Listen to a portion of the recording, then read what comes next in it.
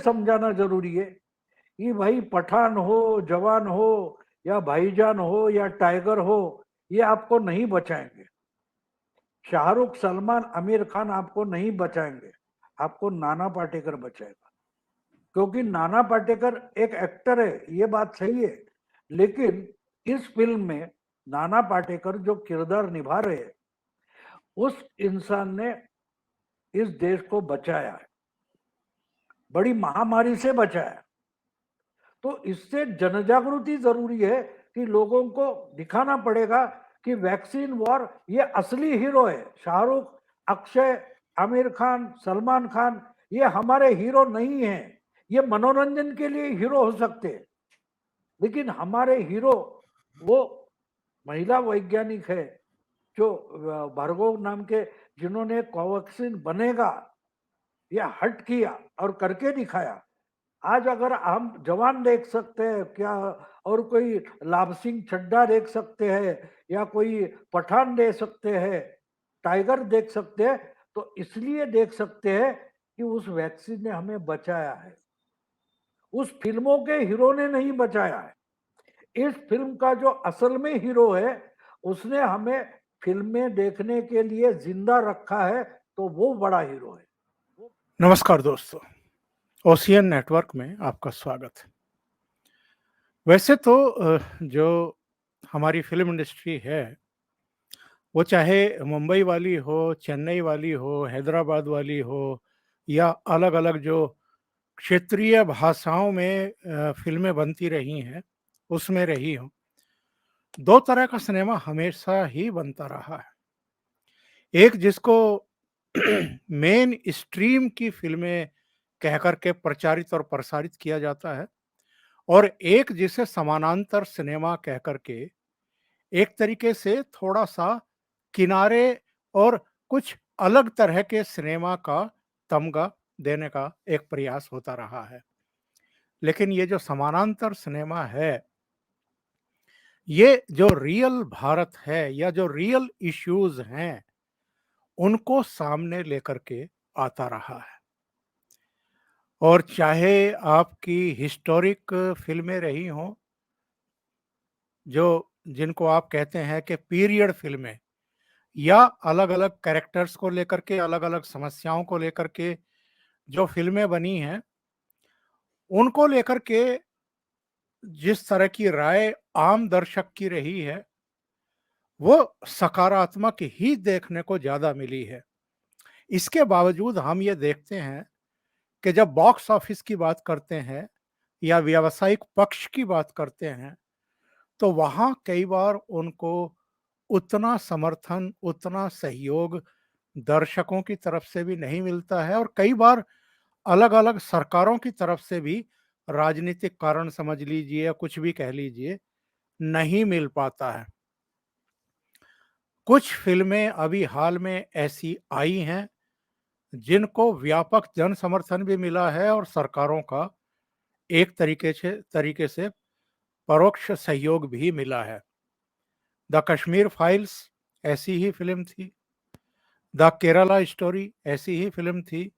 दक्षिण की बात करें तो कांतारा बहुत बड़ी हिट साबित हुई, और जो हमारी कल्चर है, जो हमारे कस्टम्स हैं, उन पर आधारित थी। कश्मीर फाइल्स एक अलग सच्चाई को सामने लाने वाली फिल्म थी। द केरला स्टोरी जो एक अलग तरह का लव जिहाद चल रहा है, और कहना चाहिए कि हमारी जो पीढ़ी है, एक उसको जो पथभ्रष्ट करके उसको गलत राह पर डालने का भंडाफोड़ करने वाली फिल्म थी। तो ऐसी ही एक और फिल्म इस समय प्रदर्शित होने वाली है। आज हम 26 सितंबर को बात कर रहे हैं। 2 दिन बाद यानी 28 सितंबर को वो मल्टीप्लेक्स और सिनेमाघरों में आने वाली है, और फिल्म का नाम है द वैक्सीन वार। वैक्सीन वार, आप जानते हैं कि इसकी पृष्ठभूमि क्या है। और पृष्ठभूमि ये है कि जब कोविड काल चल रहा था, पूरी दुनिया में तबाही मची हुई थी, लोग लाखों की संख्या में रोज मर रहे थे, तब भारत ने ये ठाना कि हम अपनी वैक्सीन बनाएंगे, हम दूसरों के आश्रित नहीं रहेंगे या दूसरों की तरफ नहीं देखेंगे कि वो कब हमें वैक्सीन देंगे और कब हम अपने लोगों को वैक्सीन लगा करके सुरक्षित कर पाएंगे। लेकिन ये फिल्म तो प्रदर्शित हो रही है और द कश्मीर फाइल्स के जो डायरेक्टर हैं विवेक रंजन अग्निहोत्री और उनकी पत्नी पल्लवी, उन्होंने मिलकर के बनाई है। इसमें नाना पाटेकर की बहुत अहम भूमिका है, अनुपम खेर की भूमिका है, कई कलाकार हैं और जिन्होंने फिल्म देखी है वो इसकी प्रशंसा भी कर रहे हैं। लेकिन दूसरा एक पहलू है, ये जो सो कॉल्ड बॉलीवुड है, जो मेन स्ट्रीम फिल्मों की बात करता है, व्यावसायिक फिल्मों की बात करता है, वो क्यों इस फिल्म पर आपराधिक चुप्पी साधे हुए हैं? और ये हमने कई बार देखा है। तो इस पर चर्चा करने के लिए मेरे साथ बहुत ही खास मेहमान जुड़ रहे हैं मुंबई से, भाऊ तोरसेकर साहब, जाने माने लेखक, पत्रकार, चिंतक, मनीषी। और आप में से कुछ लोग तो जरूर जानते होंगे कि फिल्मों पर भी उनकी बहुत अच्छी पकड़ है। भाऊ, बहुत स्वागत है आपका, बहुत अभिनंदन, नमस्कार नमस्ते। नमस्कार। द वैक्सीन वार पर जिस तरह का रवैया फिल्म इंडस्ट्री का देखने को मिल रहा है और इसके डायरेक्टर विवेक रंजन अग्निहोत्री ने तो एक गंभीर आरोप लगाया है कि जो सो कॉल्ड समीक्षक हैं, जो आम तौर पर नई फिल्मों के बारे में लिखते हैं, समीक्षा करते हैं, उनको तो पैसे तक बांट दिए गए कि इस फिल्म पर आप चुप रहिए और शाहरुख खान की जवान को ही प्रमोट करते रहिए। नहीं, ये तो होता रहा है। सवाल सवाल हम आज इस पर क्यों बोल रहे हो? आपको तो मालूम है, नाना पाटेकर मेरा अच्छा कॉलेज के समय का दोस्त है। बीच जून महीने में तो मैं उसके फार्म हाउस पर बहुत 28 साल के बाद मिले हम, तो गया था। ये फिल्म के प्रमोशन जो चल रहे हैं, उस वक्त नाना पाटेकर ने एक बात बोली और मुझे बहुत पसंद आई और इसलिए मैंने सोचा कि हमें भी कुछ इसमें योगदान देना चाहिए। क्योंकि नाना पाटेकर असलियत में किसी प्रमोशन में जाता नहीं। उसकी जो रेगुलर कमर्शियल फिल्में आती है उसमें वो जाता नहीं। वो इसी फिल्म के बारे में भी बात करते हुए बोला कि मैं जाता नहीं प्रमोशन में, जो कुछ किया है लोग देखेंगे, तय करेंगे, ये अच्छी है बोलने के लिए मैं क्यों जाऊं। लेकिन इस बार उसने कहा कि मुझे जाना जरूरी लगा, क्योंकि ये एक तरीके से वॉर है, युद्ध है, लड़ाई है कि हम जिस देश के बारे में गलत ढंग की एक इमेज हमेशा पैदा करते आए हैं, तो उसकी टक्कर देना जरूरी नाना पाटेकर को लगा। और उसने वो बोलते बोलते जो एस्टेब्लिश बॉलीवुड फिल्में हैं उस पर भी कटाक्ष किया है। तो इसलिए मुझे लगा कि लोगों को ये समझाना जरूरी है कि भाई पठान हो, जवान हो या भाईजान हो या टाइगर हो, ये आपको नहीं बचाएंगे। शाहरुख, सलमान, आमिर खान आपको नहीं बचाएंगे, आपको नाना पाटेकर बचाएगा। क्योंकि नाना पाटेकर एक एक्टर है, ये बात सही है, लेकिन इस फिल्म में नाना पाटेकर जो किरदार निभा रहे हैं, उस इंसान ने इस देश को बचाया है, बड़ी महामारी से बचाया। जब दुनिया दुनिया में लॉकडाउन हुआ था और लोग क्या करें समझ में नहीं आया, दिमाग नहीं चल रहा था, ना गवर्नमेंट का चल रहा था, ना आम आदमी का दिमाग चल रहा था। इस वक्त जो कुछ वैज्ञानिक है, साइंटिस्ट है इंडिया के, उन्होंने तय किया कि नहीं, हम तो बनाएंगे, हम कोरोना से लड़ाई करके हम इस पर एक वैक्सीन बनाएंगे, अपना इंडिजिनियस वैक्सीन बनाएंगे। और मानो 1.5 साल में उन्होंने बना लिया और आज दुनिया का एक सबसे अच्छा वैक्सीन हम बना पाए। तो ये तो लड़ाई थी, जो हम भी लड़ रहे थे, वो भी लड़ रहे थे, रास्ते पर पुलिस लड़ रही थी, अस्पताल में डॉक्टर लड़ रहे थे, दवाखाने में डॉक्टर लड़ रहे थे, नर्सेस लड़ रही थी। ये सबकी लड़ाई में नजर में नहीं आ रहा था, वो कोवैक्सीन बनाने वाले नजर नहीं आ रहे थे। और सबसे बड़ी बात यह है कि इसमें ज्यादा से ज्यादा महिला वैज्ञानिक है, महिला साइंटिस्ट है। तो ये बात हमको मेनस्ट्रीम मीडिया ने नहीं बताई, नहीं उस पर चर्चा ही हुई नहीं कि ये देश की लड़ाई थी और जिन्होंने लड़ाई है उन पर प्रकाश डालने के लिए ये फिल्म निकाली गई है। तो मुझे लगता है कि अगर ऐसे लोगों की हिम्मत बढ़ाने में हम अगर हर कोई इंसान आगे नहीं बढ़ेगा, देश का हर नागरिक आगे नहीं बढ़ेगा, तो अगले महामारी में हमारे लिए कोई खड़ा होने वाला नहीं होगा। ना सलमान खड़ा होगा, ना शाहरुख होगा, ना आमिर खान होगा, ना अक्षय कुमार होगा। एक बात होती है, एक जो राष्ट्र होता है, नेशन होता है, वो कैसे खड़ा होता है? वो हथियारों से नहीं खड़ा होता, वो लड़ने वालों से खड़ा नहीं होता। उसके लिए एक मकसद होना जरूरी होता है, उसके लिए कोई उद्दिष्ट होना चाहिए, टारगेट होना चाहिए। वो अभिमान जो होता है कि मैं हूं और मैं इंडियन हूं, मैं भारतीय हूं, और अगर भारतीयता मैं भूल जाऊं तो मैं आगे कुछ नहीं कर सकता।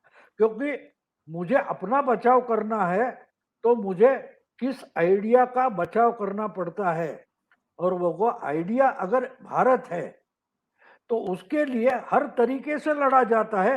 ये वैक्सीन भी इसलिए एक लड़ाई थी, और उसमें जो लड़ चुके हैं, जो शहीद हो चुके हैं, उनको भूलकर अगर हम एंटरटेनमेंट यानी मनोरंजन के लिए जवान और पठान देखेंगे तो हम अपने मौत को इनवाइट कर रहे हैं।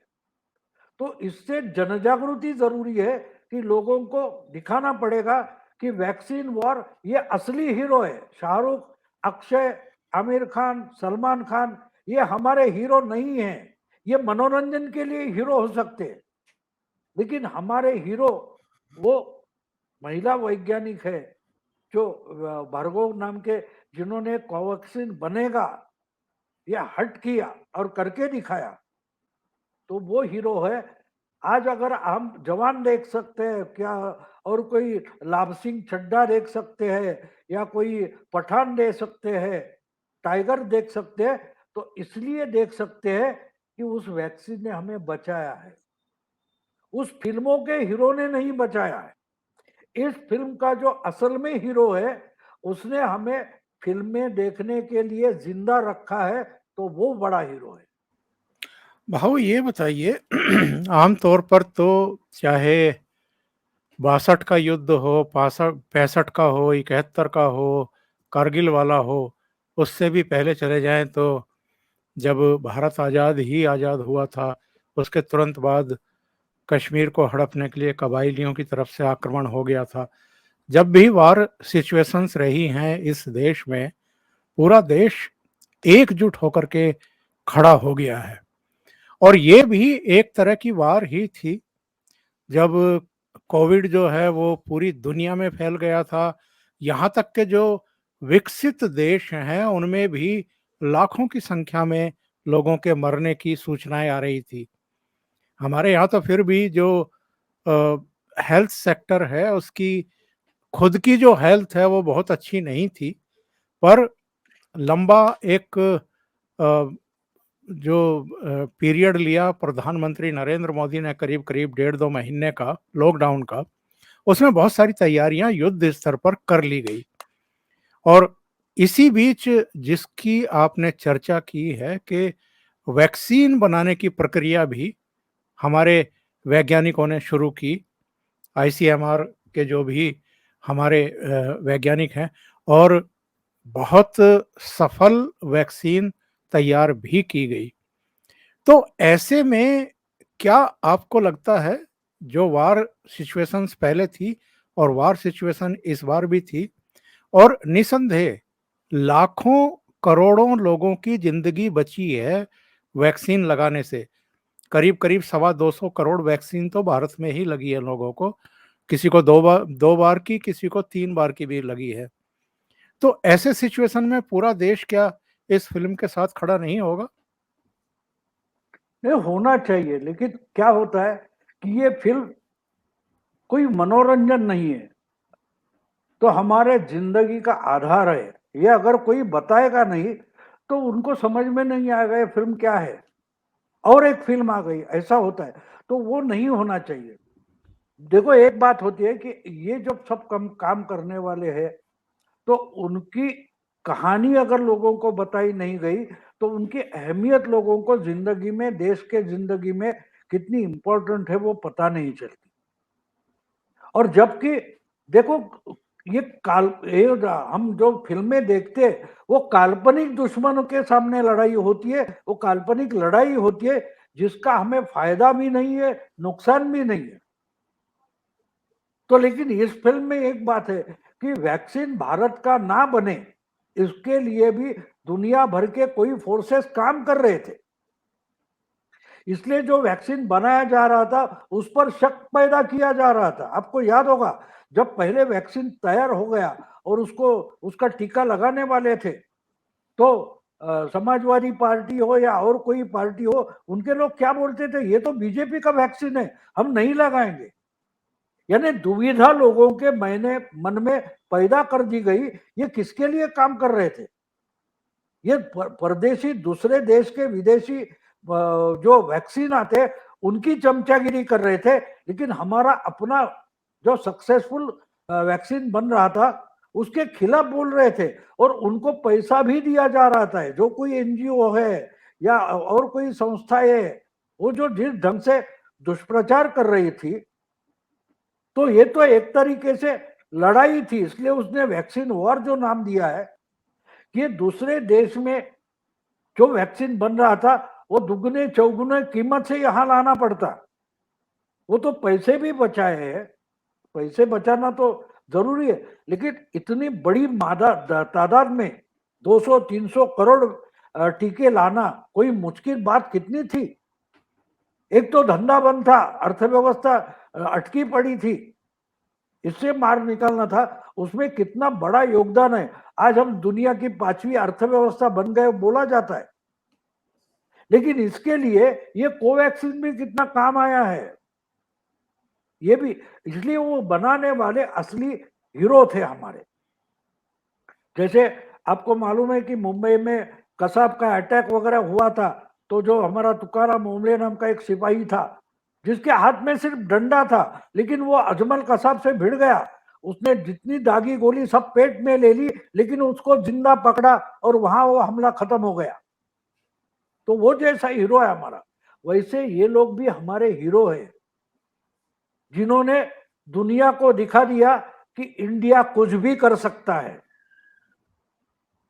तो इसलिए ऐसे जो वैज्ञानिक है, हर जिंदगी में, देश की जिंदगी होती है उसमें हर फ्रंट पर लड़ना पड़ता है।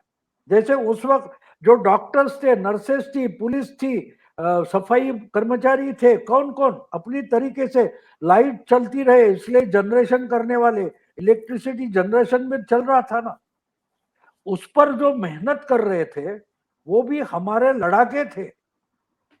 तो उनको सबकी मेहनत पर अगर किसने मुकुटमणि रख दिया है तो वो कोवैक्सीन ने रख दिया। तो इसलिए मुझे लगता है कि ऐसी फिल्में चले तो ऐसी फिल्में आना शुरू हो जाएगा जो राष्ट्रवाद से भरी हुई है, जो राष्ट्र की ताकत बढ़ाने के लिए हमको प्रोत्साहन देगी, चालना देगी, मोमेंटम देगी। ये अगर ये फिल्म देखो, कश्मीर फाइल अच्छी चली, इसलिए ये फिर राष्ट्र के नाम अच्छी फिल्म बनाने के लिए वही डायरेक्टर और प्रोड्यूसर आगे आए जिन्होंने बोला कि नहीं, ये अच्छे अच्छे हमारे हीरो सामने ला रहे हैं। इससे हमारी मेंटली ताकत, नहीं तो क्या होता था, देखो हमारी भाषा क्या हो गई है कि ये शराब पीता है तो देसी पीता है, यानी देश में जो शराब बनती है वो कम दर्जे की है और विदेशी है, बोला क्या जाता है विदेशी है, यानी जो देशी है वो कम दर्जे का है। ये हमारे दिमाग में इतना बिठाया गया, उसे निकलना पड़ेगा। एक देश अगर खड़ा रहता है तो किस पर खड़ा रहता है? साधन सामग्री जो है, पैसा है, इंडस्ट्री है, इस पर नहीं खड़ा होता। वो सब खड़ा होता है तो अभिमान पर खड़ा होता है। अभिमान पर खड़ा, मैं मुझे बचाता हूं का मतलब क्या है? मैं मेरी पहचान बचाता हूं। राष्ट्र, समाज, धर्म, ये सब हमारी पहचान है। तो वो पहचान जिनको थी उन्होंने कोवैक्सीन बनाया कि ये देश बचाना चाहिए, इस देश की साख बचानी चाहिए, पहचान बचानी चाहिए। तो उससे प्रेरित होकर उन वैज्ञानिकों ने कम से कम, अभी चंद्रयान 3 हम बोलते, लेकिन एक हॉलीवुड फिल्म जो होती है उसको बनाने में जो खर्चा होता है उससे भी कम पैसे में हमने चंद्रयान बना दिया। उसके 10 गुना पैसे लगाते हैं, फिर भी नासा जो है उसको 10 गुना खर्चा करना पड़ता है। तो ये जो हमारे साइंटिस्ट है वो किस आधार पर काम करते, वो अभिमान पर काम करते। मैं इंडियन हूं और इंडिया कुछ करके दिखाए, ये मुझे दिखाना चाहिए। अगर मेरे पास कैपेसिटी है तो मुझे ये करके दिखाना चाहिए, क्योंकि मुझ पर भारत निर्भर है। जैसे वो तुकाराम ओमले अजमल कसाब से भिड़ गया, मर गया, लेकिन उस वक्त उसे लगा कि पूरे देश की इज्जत मुझ पर निर्भर है, मैं मर जाऊं तो भी कोई बात नहीं। लेकिन अजमल कसाब को तुकाराम ओमले रोकता है तो भारत ही रोकता है। ये जो थिंकिंग है, ये अगर ऐसे फिल्मों से आते हैं तो वो फिल्में जरूरी होती है। टाइगर हो, कोई क्या बोलते हैं वो फिल्में, जवान हो, पठान हो, ये फिल्में एक इंसान दिखाती है, अगर वो लड़ता है तो ही बचेंगे, नहीं तो मर जाएंगे।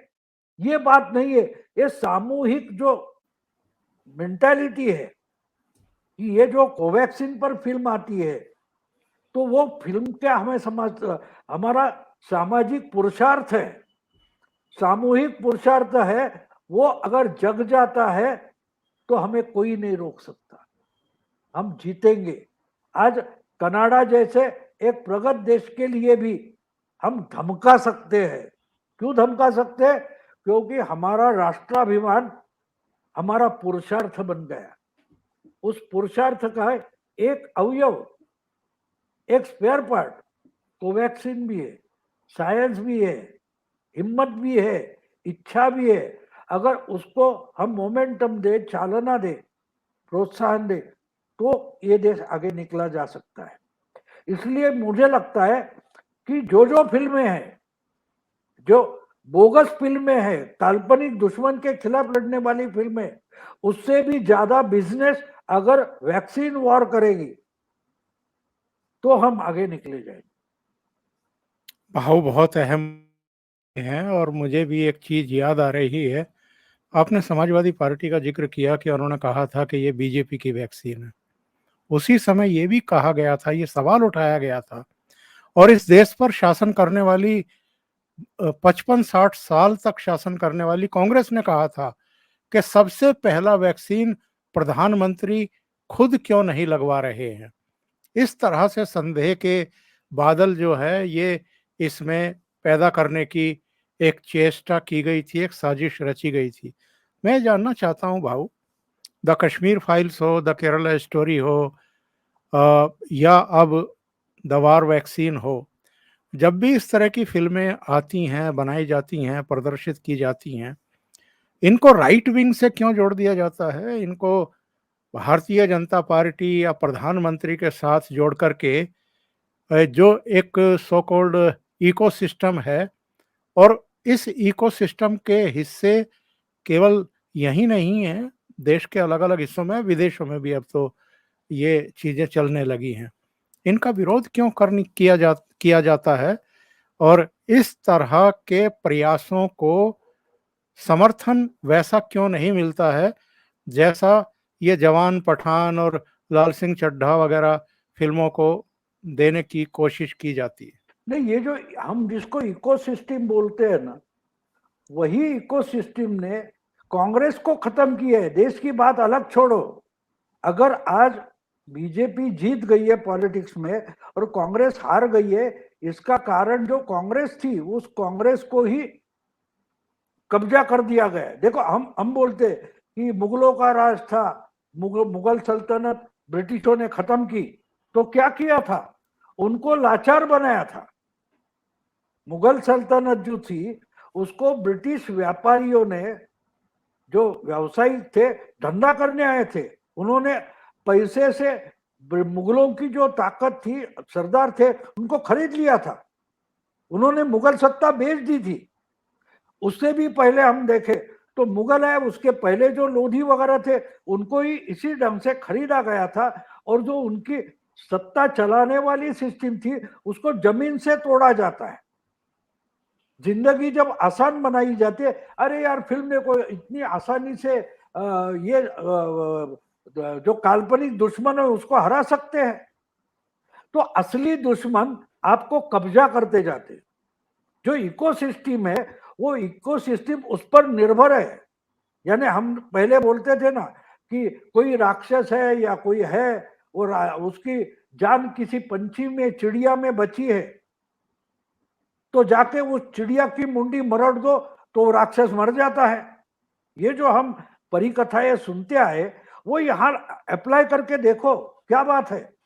ये परदेसी पैसे पर चलने वाले, आज आपको कॉलोनी बनाने की जरूरत नहीं है, कंपनियां मल्टीनेशनल हो गई है, वो राजनीति चलाती है, कहीं के राजनेताओं को बदला दिया जाता है, सत्ता बदली जाती है। तो इस ढंग से इसमें भी फाइजर वगैरह जो बड़ी कंपनियां थी, उन्होंने अलग अलग ट्रस्ट के मार्फत यहाँ के एनजीओ को पैसा देकर भारतीय वैक्सीन पर आशंका पैदा करने की कोशिश की है, ताकि अगर भारतीय वैक्सीन नहीं बना तो हमको उनका वैक्सीन लेना पड़ेगा, और वो 4 गुना 5 गुना जितने दाम पर बेचे हमको तो लेना पड़ता, उससे हमारा एक्सप्लॉयटेशन हो सकता है। सत्ता किसकी भी रहे, गुलाम हमारे रहो, डिपेंडेंट रहो। तो वो डिपेंडेंट रखने वाली जो सिस्टम है, जो ये काल्पनिक कथाएं पैदा करती है, उस पर ये जो प्रचार करना पड़ता है, वो प्रचार जो है वो हम बारीकी से देखें तो वो उन लोगों ने कब्जा करके रखा है कि भैया अब देखो, आमिर खान की दंगल नाम की फिल्म थी जिसको यहाँ कुछ 700-500 करोड़ बिजनेस हुआ, और चाइना में 1000 करोड़ हो गया। ये क्या मामला है भैया। चाइना में हिंदी फिल्म भारत से भी ज्यादा चलती है, तो उठाकर दिखाया जाता है और वो पैसा भेजा जाता है कि तू इंडिया की जो सिस्टम है, इंडिया का जो अभिमान है, उसको दीमक की तरह चाटते रहना तुम। तो इसलिए जो हम इकोसिस्टम बोलते हैं, कांग्रेस की हो, लेफ्टिस्ट की हो, वो हमारा अभिमान दीमक की तरह चाटती गई है। और इसलिए अगर ये फिल्में चलेगी तो आहिस्ता आहिस्ता हो जाएगा। आपको याद होगा कि जब हमको स्वतंत्रता मिली उसके बाद कैसी फिल्में आई है, नया दौर, कैसी फिल्में आई है, याद है आपको? बिल्कुल। जो राष्ट्रभक्ति हमें सुनाती थी, समझाती थी, जागृति फिल्म है, उसमें हमको हमको अपने पैरों पर खड़ा होना है, ये संदेश सिग्नल देने वाली फिल्में आती थी।